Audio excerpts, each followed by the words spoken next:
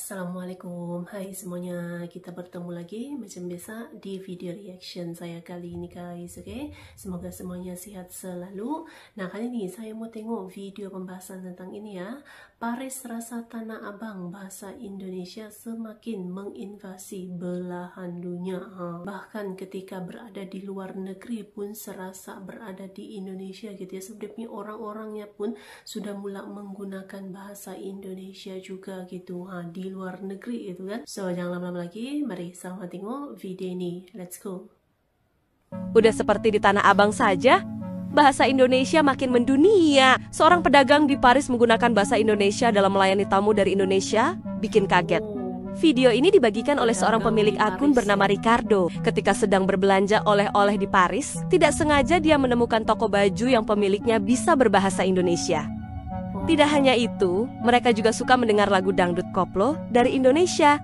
Apa kabar? Baik. Kabar baik. Bahkan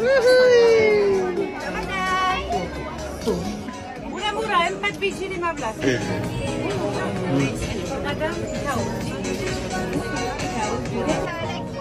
Sakitnya tuh di Sakitnya tuh di sini. berapa makan deh? How much?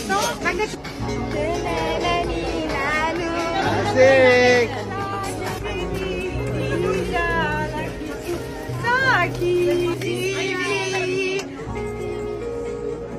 I love Indonesia. Oh, iya. Apa kabar baik? Kabar baik.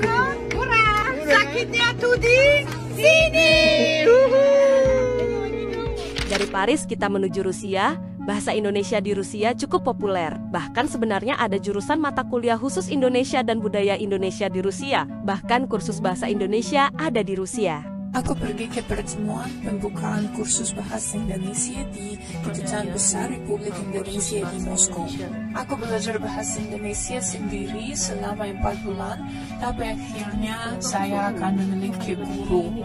Aku disambut oleh orang-orang yang ramah dan bersahabat di Kedutaan. Universitas Rusia di mana ada program pendidikan bahasa Indonesia. Yang pertama adalah Universitas Negeri Kota Sankt Petersburg dan terletak di Kota Sankt Petersburg. Di universitas itu bahasa Indonesia diajarkan sejak 1950-an dan matusha alumni universitas itu. Yang kedua adalah Universitas Negeri Kota Moskow. Universitas itu adalah salah satu universitas terkenal di Rusia dan paling prestigious. Yang ketiga adalah Kazan Federal University yang terletak di kota Kazan. Di Universitas Kazan itu diajarkan bukan hanya bahasa Indonesia tetapi juga geografi, sejarah, politik, ekonomi Indonesia. Yang keempat adalah Universitas Unimo. Fokus utama universitas tersebut adalah hubungan internasional dan politik internasional. Yang kelima adalah Institut Negeri-Negeri Asia. Fokus universitas itu menuju ke penelitian mengenai negara-negara Asia dan Afrika. Kalian pasti terkesima kalau ada orang Australia yang menjual makanan Indonesia di Australia dan fasih berbahasa Indonesia. Aksenya Indonesia sekali, begitu juga dengan makanan yang dijual. Halo. Jadi makanannya apa aja? Makan nasi campur ala Bali. Oke. Jadi ada ayam sisir, ada urap, ada sambal matah, kacang tanah, timun sama nasi. And ini tempatnya namanya Kelapa. Kelapa Karena di. semuanya pakai kelapa. Oh, I didn't even get that. Yes. And then it's di mana ini? Hot Spot. Land Kelly Place. I will subtitle this. Thank you. Check out their place. At Kalapa, Sydney, amazing people, beautiful food.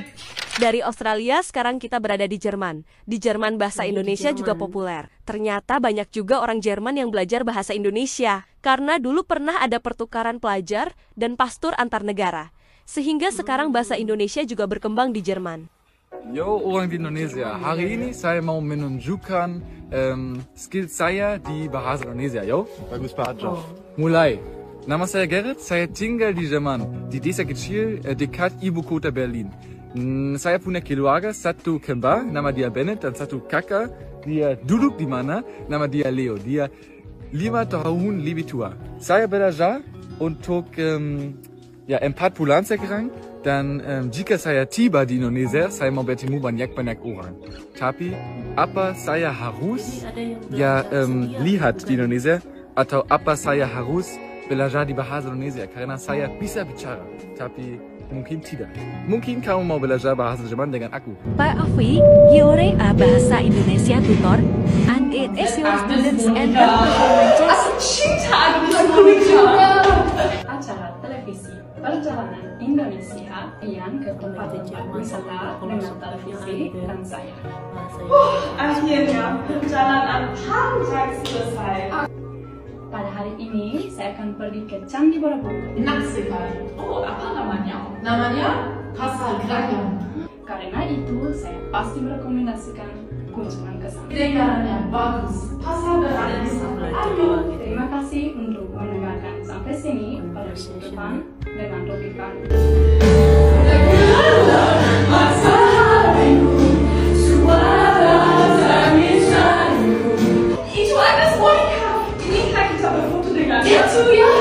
Maaf, Ibu Yanti, bisakah Anda memfoto kami untuk Agnes Monica?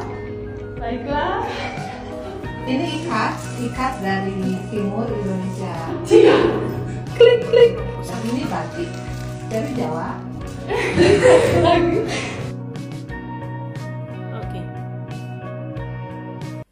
Oke guys, ya tadi ya videonya ini. Jadi begitulah dia perkembangan pesat gitu kan bahasa Indonesia di luar negeri ini ya. Banyak gitu kan pedagang-pedagang di luar negeri lah gitu kan, orang-orang di negaranya gitu kan yang bisa menggunakan bahasa Indonesia. Laju perkembangan bahasa Indonesia ini ya, sebab kan ada di universitas-universitas di luar negeri pun ada mengajarkan bahasa Indonesia, kursus bahasa Indonesia tuh ada gitu. Macam tadi di Rusia itu ada beberapa universitas gitu ya yang ada kursus bahasa Indonesia guys. Jadi memang laju ini ya perjalanan bahasa Indonesia di luar negeri. Wah, memang banyak negara sudah tuh kan yang ada mengajarkan bahasa Indonesia. Bahkan juga ada yang orang-orang luar negeri ini ada yang belajar sedia gitu bahasa Indonesia sebelum datang ke Indonesia ataupun liburan ke Indonesia gitu ya. Jadi mereka belajar sedia itu bahasa Indonesia. Jadi memang ketertarikan orang-orang luar negeri terhadap bahasa Indonesia itu sangat tinggi gitu ya. Jadi memang semakin banyak gitu kan orang-orang di luar negeri belajar bahasa Indonesia ini guys, oke? Memang luar biasa sekali perkembangan pesatnya ini. So, terima kasih banyak sebab kamu sudah menonton video ini. Jangan lupa untuk subscribe, like, komen, dan juga share ya. Kita bertemu lagi di video reaction saya yang seterusnya. Assalamualaikum.